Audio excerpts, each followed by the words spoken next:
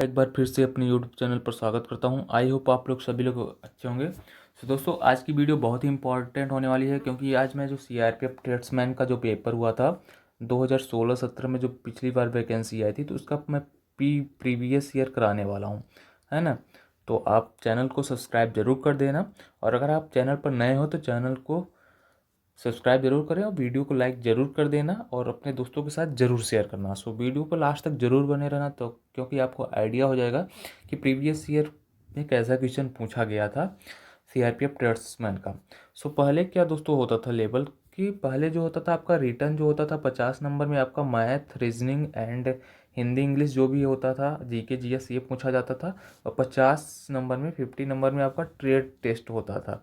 But इस बार का syllabus change हो गया है। इस बार का आपका 100 नंबर का आपका क्या हो गया है, पेपर हो गया है रिटर्न, एंड 50 का जो ट्रेड आपका टेस्ट होगा उसमें 20 नंबर आप पा लेंगे, तो क्वालिफाइंग नेचर का है। इसमें आपको अगर 20 नंबर पा लिए तो क्वालिफाइंग है, सिर्फ आपकी मेरिट कितने पर बनेगी, 100 नंबर पर बनेगी। तो ये चीज़ आपको ध्यान रखना है। और पिछली बार क्या था कि 50 का ट्रेड था, 50 पर दोनों के नंबर ऐड होते थे, है ना, तब आपका मेरिट बनती थी। बट इस बार ऐसा कुछ नहीं है। तो इस बार आपको रिटर्न में ज़्यादा फोकस करना है, ताकि आप अच्छा स्कोर कर सकें और आप मेरिट में पास हो सकें। सो चलिए स्टार्ट करते हैं। तो वीडियो को लाइक ज़रूर कर देना। पहले मैं इसमें मैंने क्या किया कि जीके जीएस जो होते हैं और रीजनिंग और मैथ के क्वेश्चन इंक्लूड किया हूँ। सेकंड पार्ट में मैं इंग्लिश और आपको हिंदी का करा दूंगा। तो अगर आप इंग्लिश और हिंदी को भी चाहिए तो आप हमें कमेंट बॉक्स में ज़रूर बताना। तो चलिए फर्स्ट क्वेश्चन है कि फारूक इंजीनियर ने अपना अंतिम क्रिकेट टेस्ट मैच अपने घरेलू मैदान पर खेला, निम्नलिखित में से कहाँ उन्होंने अपना अंतिम टेस्ट मैच खेला। तो इसका राइट आंसर होगा मुंबई। ऑप्शन नंबर डी जो है तो आपका दोस्तों करेक्ट आंसर होगा। उस समय का पेपर है 2016-17, तो आपको करंट अफेयर्स का ये क्वेश्चन है, तो आपको करंट अफेयर में भी फोकस करना है, इससे हमें पता चलता है। नेक्स्ट क्वेश्चन है कि भारतीय पर्वतारोहण फाउंडेशन का मुख्यालय कहाँ है। The headquarter of the Indian mountain foundation is located at. तो आपको इसकी जो दोस्तों में ये पीडीएफ है आपको टेलीग्राम चैनल पर मिल जाएगी, तो आप टेलीग्राम चैनल पर जरूर जुड़ें, नीचे डिस्क्रिप्शन बॉक्स में लिंक दे दूंगा। तो इसका राइट आंसर हो जाएगा दोस्तों नई दिल्ली, ऑप्शन सी। नेक्स्ट है टेरिटोरियल आर्मी की स्थापना कब हुई थी। तो इसका राइट आंसर हो जाएगा 1948, 1948 इसका करेक्ट हो जाएगा। नेक्स्ट है कि बीजापुर जो है ना, कि बीजापुर किसके लिए जाना जाता है। तो ये जाना जाता है गोल गुम्बद के लिए। गोल गुम्बद जो है तो बीजापुर है, गोल गुम्बद के लिए बीजापुर फेमस है। नेक्स्ट है सूर्य का प्रकाश हम तक कितनी, ये तो कॉमन क्वेश्चन है, सभी को आता होगा। इसका राइट आंसर होगा 8 मिनट, है ना। सूर्य का प्रकाश हम तक कितनी टाइम में पहुंच पाता है, 8 मिनट में। चलिए नेक्स्ट क्वेश्चन देखते हैं कि आय सिद्धांत पर किए गए आकलन के अनुसार राष्ट्रीय आय के अनुमान में निम्नलिखित में से किसकी गणना की जाती है। किसकी गणना नहीं की जाती है ना, इन एक तीन की गणना की जाती है बट एक की गणना जो है तो नहीं की जाती। तो इसका राइट आंसर हो जाएगा पेंशन। ऑप्शन नंबर सी आपका करेक्ट आंसर हो जाएगी। पेंशन की जो है तो आय सिद्धांत पर आकलन के अनुसार नहीं की जाती। नेक्स्ट है कि अकाल तख्त का निर्माण किसके द्वारा किया गया था। तो राइट आंसर होगा गुरु हरगोविंद के द्वारा कराया गया था। चलिए नेक्स्ट देखते हैं दोस्तों, कोई प्रारंभिक काल में अकबर का सिपह सालार कौन था। सिपह सालार कौन था दोस्तों, है ना। तो इसका राइट आंसर हो जाएगा बैरम खां। जो बैरम खां है, तो ये तो आपको हिस्ट्री वगैरह भी पढ़ना है दोस्तों।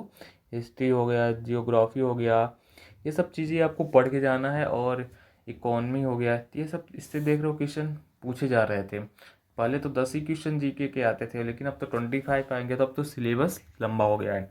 नेक्स्ट है कि विक्रम साराभाई कहाँ पर स्थित है। अंतरिक्ष केंद्र जो है तो विक्रम साराभाई, ये तो कॉमन है, सभी को आ जाएगा, तिरुवनंतपुर को।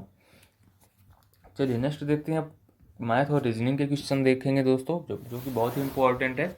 बाकी दोस्तों मैंने मैथ की ऑलरेडी आपको वीडियो दे दी है सिलेबस पर, जो डिटेल सिलेबस है मैथ की। अगर वो वीडियो आप नहीं देखें तो आप उसे ज़रूर देखें, नीचे डिस्क्रिप्शन बॉक्स में लिंक है। अगर आप वो सिलेबस मैथ के लिए फॉलो कर लेते हो तो आपकी अच्छे से 20+ नंबर आप अच्छे से गेन कर पाओगे। उसमें मैंने ये बताया कि आपको कौन कौन से चैप्टर पर पहले फोकस करना है। आप 5-6 चैप्टर पढ़ लो, आप अच्छे नंबर प्राप्त कर लोगे। तो नीचे डिस्क्रिप्शन पर लिंक दिया गया है, आप जाकर उस वीडियो को बहुत अच्छे से देखिए, बहुत इंपॉर्टेंट है।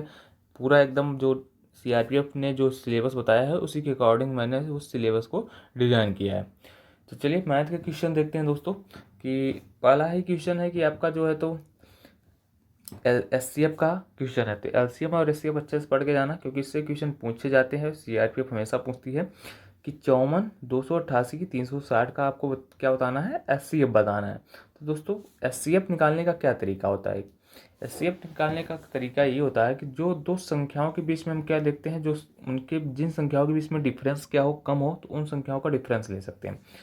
तो जैसे कि 288 और 360 ये दो नंबर हैं, इनके बीच का डिफरेंस निकालोगे, तो इनके बीच का डिफरेंस निकालोगे तो कितना आ जाएगा दोस्तों, 72 हो जाएगा। तो 72 SCF हो सकता है, या कि इसका क्या हो सकता है, कोई 72 का क्या हो सकता है, फैक्टर हो सकता है। ये दो चीज़ें इसके SCF हो सकते हैं। तो 72 क्यों नहीं होगा दोस्तों? 72 इसलिए नहीं होगा क्योंकि यहाँ पर 54 है, तो 54 से तो 72 से 54 तो कैंसिल नहीं होगा, इसीलिए 72 नहीं होगा। फिर क्या हो सकता है, 36 हो सकता है, क्या हो सकता है, फिर 18 हो सकता है, क्योंकि ये सब इसी की फैक्टर हैं। फिर चेक करते हैं अपन 36 होगा कि नहीं होगा। 36 भी क्यों नहीं होगा, क्योंकि ये 36 जो है तो 54 से कैंसिल नहीं होगा, है ना। अगर आप 54 में 36 का डिवाइड करोगे तो वो कैंसिल नहीं होगा। 18 करोगे तो 18 में सबका डिवाइड चला जाएगा, है ना। इन तीनों में 18 का डिवाइड चला जाएगा, इसलिए क्या है आपका राइट आंसर होगा 18, आपका करेक्ट आंसर होगा। आई होप आप लोग को समझ में आ गया होगा कि आपको जो दो स्मॉल आस पास जो नंबर हो उनके बीच का आपका डिफरेंस ले लेना है। वो डिफरेंस HCF हो सकता है, या कि उसका जो कोई एक फैक्टर हो सकता है। फैक्टर वही होगा जो उन नंबर्स को क्या करेगा, डिवाइड करेगा। आई होप आप लोग को अच्छी तरीके से समझ में आ गया होगा। चलिए नेक्स्ट क्वेश्चन देखते हैं कि 8, 24, 36 और 54 का आपको क्या बताना है, LCM बताना है ना। तो क्या बताना है, LCM बताना है। तो LCM निकालना है, सभी से बन जाएगा। LCM निकालने के लिए क्या करते हैं, एक तो होता है बेसिक तरीका, जैसा कि अपन स्कूल में करते हैं कि पहले एक रो बना ले, उस नंबर में लिखे, फिर टेबल पढ़ें। एक तो तरीका ये हो गया।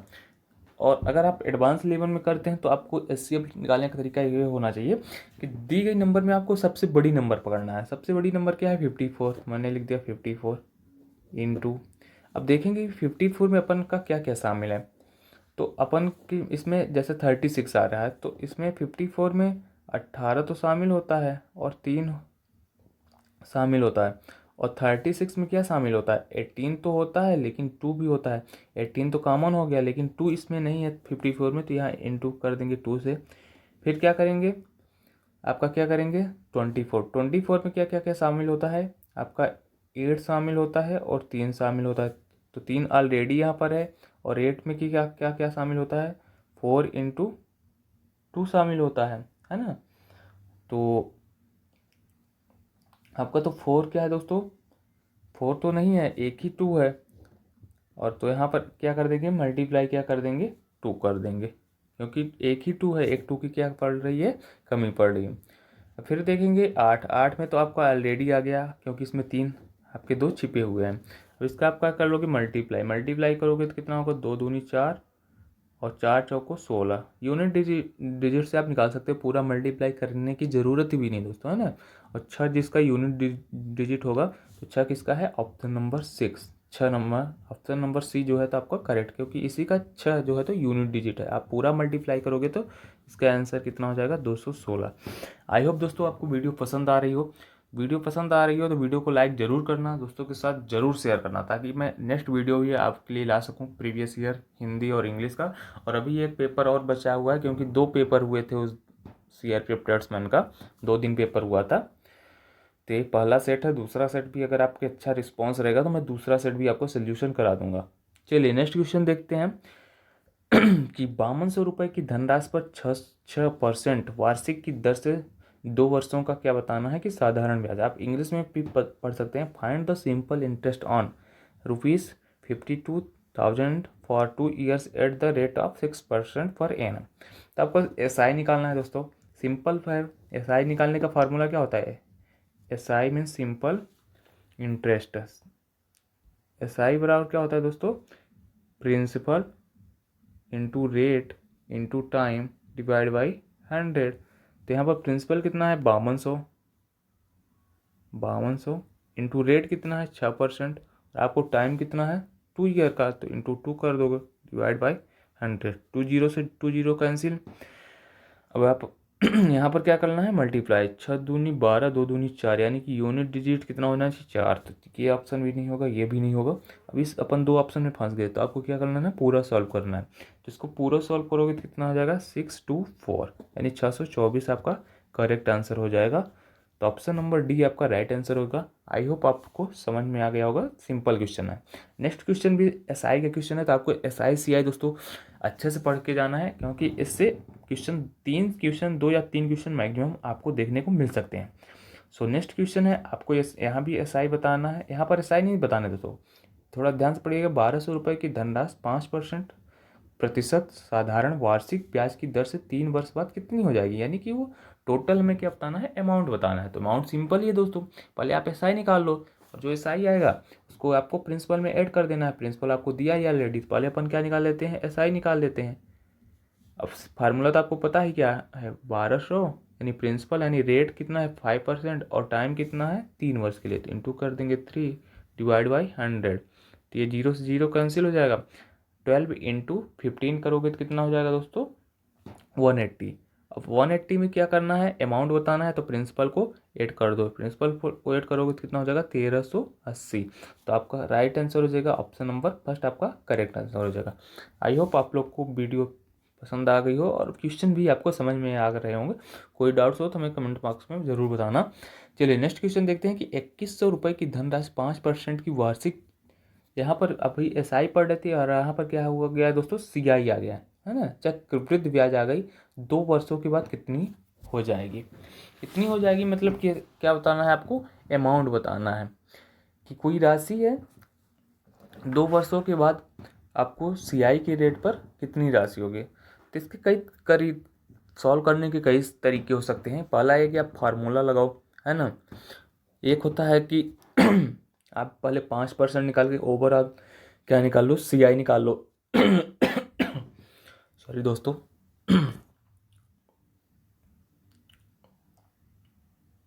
और एक तरीका होता है आप रेशियो मेथड से भी कर सकते हो। तो चलिए मैं आपको रेशियो मेथड में बताता हूँ। बाकी इस प्रकार के क्वेश्चन में अगर आप रेशियो मेथड करेंगे तो ज़्यादा बेटर रहेगा। तो 2100 रुपये की धनराशि 5% की अगर आप फ्रैक्शन निकालोगे तो कितना हो जाएगा, 1/20। तो जो सीआई है 2 वर्ष का है, तो 20 से 21 राशि हो जा रही है, 20 से 21 2 वर्ष का, तो कितना हो जाएगा 400 और 441। तो 400 क्या है दोस्तों, आपका प्रिंसिपल है, और 441 क्या है, आपका अमाउंट है। तो आपको प्रिंसिपल दिया है दोस्तों, है ना 2100, और आपको क्या बताना है, अमाउंट बतानी है, 441 की वैल्यू बताना है। तो यहाँ पर मैंने 2 बार क्यों किया, क्योंकि यहाँ पर टाइम कितना है 2 बार, और सीआई बढ़ रही है उस रेट से, इसलिए मैंने इसको ऐड किया है। आई होप आपको समझ में आ गया होगा। तो आपको 400 की वैल्यू दी है, आपको कितनी की निकालना है, 441 की अमाउंट। अगर अगर हमसे क्या बोलता, सीआई सिर्फ सिंपल इंटरेस्ट पूछता, यानी वो सॉरी, अगर सीआई पूछा कंपाउंड इंटरेस्ट पर पूछता, तो अपन कितना निकलते, 400 प्रिंसिपल था, 441 अमाउंट हो रहा है, तो हमें कितने का प्रॉफिट हो रहा है, 41 का ब्याज निकलता, हम वहाँ पर सीआई 41 निकालते। बट यहाँ पर हमें अमाउंट पूछा है, इसलिए मैं यहाँ पर हम कितना निकालेंगे, 41 का वैल्यू निकाल सकते हैं। ऐसा भी आप कर सकते हो, 41 की वैल्यू निकाल के आप उसमें ऐड कर सकते हो। तो चलिए मैं निकाल लेते हैं, ऑलरेडी निकाल के दिखाते हैं। तो आपको 400 की वैल्यू दी गई है दोस्तों। 400 की वैल्यू कितनी दी है, 2100 रुपये। तो 2100 कितने की वैल्यू है, 400 की, और 441 की आपको फाइंड आउट करना है। 2 जीरो से 2 जीरो, और इसको काटोगे तो आप कितनी बार कटेगा, 5.25। तो इसका आप अगर मल्टीप्लाई करोगे तो कितना आ जाएगा, 2315.25, जो कि ऑप्शन नंबर बी आपका क्या हो जाएगा, करेक्ट आंसर हो जाएगा। आई होप आपको समझ में आ गया होगा। चलिए नेक्स्ट क्वेश्चन देखते हैं, आपका रीजनिंग का है। यदि कैंडल को किसी कोड में E/P/P/N/C के रूप में लिखते हैं, तो उसी प्रकार फ्लेम्स को उसी कोड में किस प्रकार से लिखेंगे। सो सिंपल क्वेश्चन है दोस्तों। यहाँ आप देख रहे होंगे, आपको आई होप आपको ये पूरे इनके जो है तो प्लेस वैल्यू याद होगा। जैसे सी के प्लेस वैल्यू 2 होता है, और 2 से कितना हो गया, 5 हो गया, यानी 3 इंक्रीज हुआ है। इसी प्रकार ये आपकी प्लेस वैल्यू कितनी होती है, 6। और 2 इंक्रीज करोगे तो कितना हो जाएगा 8। 8 मतलब एच, तो एच पहला लेटर अपन का एच होगा, तो ऑप्शन नंबर ए और ऑप्शन नंबर डी एलिमिनेट हो गए। चलिए नेक्स्ट देखते हैं, ए से कितना हो गया 22, तो यहाँ पर क्या हुआ माइनस में कर रहा है, -2 कर दिया है, तो जे की प्लेस वैल्यू 10, सॉरी एल की प्लेस वैल्यू कितनी होती है 12, 12 में 2 करोगे तो 10 आएगा, तो 10 किसका होता है जे का, तो एच जे, और एच जे एक ही ऑप्शन है दोस्तों, तो आपको पूरा सॉल्व करने की ज़रूरत नहीं है, एक ही। अब जब अपन का इतने में आंसर आ गया तो हम क्यों अपना टाइम बर्बाद करें, तो ऑप्शन नंबर सी आपका क्या हो जाएगा राइट आंसर हो जाएगा। तो आई होप आपको समझ में आ गया होगा, आप प्लेस वैल्यू जरूर याद करें ताकि आप जल्दी सॉल्व कर सकें।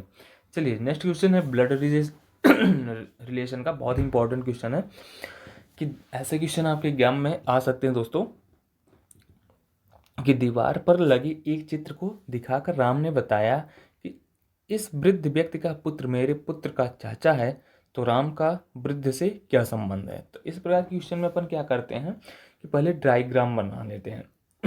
तो पहले क्या है दोस्तों, दीवार पर लगे एक चित्र को दिखाकर, है ना, ये कोई पिक्चर है, ये मान लेते हैं कोई पिक्चर है, मैंने ये बता दिया कि पिक्चर है, तो दीवार पर लगे चित्र को दिखाकर राम ने बताया, राम बता रहा है कि इस वृद्ध व्यक्ति, यानी जो पिक्चर लगी है, इस वृद्ध व्यक्ति का पुत्र, मान लो इस वृद्ध व्यक्ति है पिक्चर, इसका क्या हुआ पुत्र हुआ, इस वृद्ध व्यक्ति का पुत्र मेरे पुत्र का, मेरे पुत्र का यानी राम, ये राम हुआ और ये राम का पुत्र हुआ, राम हुआ और ये राम का क्या हुआ पुत्र हुआ, तो राम के पुत्र यानी पुत्र जो है, तो वृद्ध का पुत्र मेरे पुत्र का क्या है चाचा है, ये जो है तो इसका चाचा है, तो ये क्या हुआ भाई हुआ इसका, ये भाई हुआ तभी ना इसका बेटा इस चाचा हुआ, तो ये भाई हुआ और इसका पुत्र क्या हुआ चाचा। तो पूछा कि राम का वृद्ध से क्या संबंध है, राम का वृद्ध से तो क्या है पिता ही है ना, क्योंकि ये दोनों इसके क्या हो गए बेटे, तो आपका राइट आंसर क्या हो जाएगा ऑप्शन नंबर फर्स्ट आपका करेक्ट आंसर हो जाएगा। आई होप आप लोग को समझ में आ गया। तो इस प्रकार क्वेश्चन को आपको क्या करना है कि डायग्राम से बना के करना है ताकि आपके कोई भी कंफ्यूजन ना हो। चलिए नेक्स्ट क्वेश्चन आपका मिसिंग नंबर है दोस्तों, बहुत इंपॉर्टेंट क्वेश्चन है कि आपको कैसे सॉल्व किया जाए इस क्वेश्चन को, कि अपन पहले इसमें ट्रिक क्या देख के, तो ये रो वाइज हुआ है कि कॉलम वाइज हुआ है, तो देखते हैं दोस्तों। यहाँ पर रो वाइज तो कुछ समझ में नहीं आ रहा है, अगर आप कॉलम वाइज देखोगे तो एक चीज़ आ रही है कि अगर फर्स्ट और लास्ट नंबर को जोड़ा जाए, यानी कि 60 और 40 कितना हो जाएगा 100, फिर 100 का आधा कर दिया जाए तो 50, तो मिडिल नंबर मिल पा रही है। इसी प्रकार 10 और 14 को जोड़ा जाए तो 24, और 24 का हाफ करोगे तो कितना हो जाएगा 12, तो ये अपनी ट्रिक कॉलम करेगी, जिसमें इसी प्रकार हमें 14 7 आना है, यानी 7 आया तो मतलब ये किसका आधा होगा 14 का, तो 14 आया होगा तो यहाँ पर 9 है, और हमें कितना चाहिए 14 चाहिए, तो 9 क्या करेंगे इस यहाँ पर ऊपर वाले में क्या रहा 5, तो 9 9 9 प्लस 5 करेंगे तो 14 आएगा, और 14 डिवाइड बाई 2 करेंगे तो कितना आ जाएगा 7, तो इसी प्रकार आपका राइट आंसर हो जाएगा बी नंबर आपका करेक्ट आंसर हो जाएगा। तो आई होप आप लोग को समझ में आ गया होगा। चलिए नेक्स्ट क्वेश्चन देखते हैं, 8 की पावर 3 इंटू 8 की पावर 2 इंटू 8 की पावर -5, इसका आपको सोल्यूशन बताना है। तो सिंपल क्वेश्चन है दोस्तों, आपको पता होगा कि जब भी किसी भी दो नंबर मल्टीप्लाई में हो और उनका बेस इक्वल हो, तो अगर बेस इक्वल है और मल्टीप्लाई में हो तो उनकी जो पावर होती है ऐड हो जाती हैं, अगर बेस इक्वल हो और डिवाइड में हो तो उनकी पावर क्या हो जाती हैं माइनस में हो जाती हैं।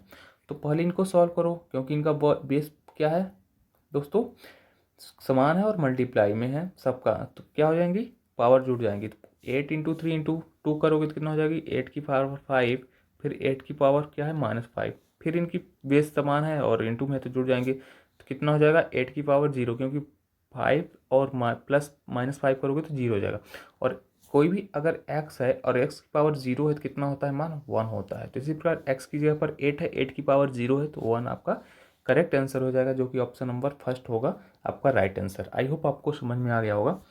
चलिए नेक्स्ट क्वेश्चन देखते हैं कि इसमें से आपको क्या बताना है दोस्तों, ऑड बताना है कि इन तीन चारों में से आपको ऑड बताना है कि कौन सा, तीन तो समान है लेकिन एक ऑड है। तो जैसे एक्सेल हो गया, डेस्कटॉप हो गया, माउस हो गया, की हो गया, तो यहाँ पर दोस्तों डेस्कटॉप हो गया, माउस हो गया, ये कीज वगैरह सब ये पार्ट हैं कंप्यूटर के, है ना। बट जो है तो एक्सेल है एक क्या है, तो सॉफ्टवेयर होता है ना जो कंप्यूटर के अंदर वर्क करता है, तो इसीलिए ऑप्शन नंबर ए जो है तो करेक्ट राइट आंसर हो जाएगा। चलिए नेक्स्ट देखते हैं कि इसमें भी आप और बताना है कि नागा, गारो, भील, ब्राह्मण। तो ये दोस्तों नागा, गारो, भील, ये तीनों क्या है, एक जनजाति हैं। बट ब्राह्मण क्या है, एक जो होता है ना कि समाज के कितने वर्ग होते हैं, चार होते हैं ना, क्षत्रिय, ब्रह्म, ब्राह्मण, ऐसे कुछ है। तो इसी प्रकार ये तीनों जातियां हैं, लेकिन ये क्या है, वर्ग है। तो इसी प्रकार इसीलिए ये क्या हो जाएगा, ऑड हो जाएगा। चलिए नेक्स्ट देखते हैं दोस्तों। आपको बताना है इसमें से, आपको एटोलॉजी का क्वेश्चन है। NUMERL से UELRMN लिखा गया है, तो इसी प्रकार ALGEBRA का क्या होगा। तो इस प्रकार क्वेश्चन देखते हैं दोस्तों, क्या इसमें चेंजेस किया गया है। आप देखेंगे कि जो ये नंबर है ना फर्स्ट, उसी को चेंज करके सेकंड बना दिया गया है। तो जैसे एन से यू हो गया, यू इसमें यू है यानी पहले सेकंड वाला आ गया, तो इसी प्रकार इसमें भी क्या होगा, सेकंड वाला आ जाएगा। तो सेकंड वाला क्या हो जाएगा, एल हो जाएगा। फिर देखेंगे यू आया, यू की सेकंड में फिर क्या है, ई आया है। ये मतलब इस कौन सा नंबर है, फोर्थ नंबर। तो इसका फोर्थ नंबर क्या है दोस्तों, ई है, तो यहाँ भी ई आ जाएगा। फिर क्या है, ए कौन सा नंबर है, लास्ट से सेकंड। तो लास्ट से सेकंड कितना है, आर, तो LER हो गया। फिर क्या आया दोस्तों, ए आया है, ए मतलब ये हो गया। फिर फोर्थ नंबर में क्या है, एल, यानी लास्ट नंबर क्या है इसमें, ए। तो LERA। अब देखो ऑप्शन एलिमिनेट करो, फर्स्ट एलिमिनेट हो गया, सेकंड हो गया, फोर्थ और फिफ्थ, थर्ड और फोर्थ दोस्तों कॉमन हो रहा है। एक और देखते हैं। अब यहाँ पर दोस्तों आप देख रहे हो, फिर क्या आ गया, आर आ गया। आर क्या है, तीसरा नंबर, और तीसरा लास्ट से तीसरा, तो लास्ट से तीसरा क्या है, बी नंबर, तो बी हो गया। तो बी कौन सा है दोस्तों, LERA, ऑप्शन नंबर डी आपका करेक्ट आंसर हो जाएगा। आई होप आपको समझ में आ गया होगा। इसी प्रकार आपको ऑप्शन एलिमिनेट और छांटना है। चलिए नेक्स्ट देखते हैं दोस्तों कि BDAC से को कुछ बन जा रहा है, FHEGNPMO से क्या बनेगा। तो बी से क्या बन गया दोस्तों, एफ बन गया। मतलब बी की प्लेस वैल्यू कितनी होती है, 2। बी, आई होप आपको प्लेस वैल्यू पता होगी, बी की क्या होती है, 2, और एफ की कितनी होती है, 6। तो कितना ऐड होगा, 4, +4 ऐड हो रहा है। तो एन की प्लेस वैल्यू कितनी होती है, 14, +4 करोगे तो कितना हो जाएगा, 18। और 18 किसकी प्लेस वैल्यू होती है, आर की। चलो आर 2 में है ये, और ये एलिमिनेट हो गए। चलिए नेक्स्ट देखते हैं, डी से क्या बन गया, एच। डी की प्लेस वैल्यू 4 और एच की भी 8, तो इसमें भी 4 ऐड हो रहा है। तो पी की प्लेस वैल्यू कितनी होती है दोस्तों, 16।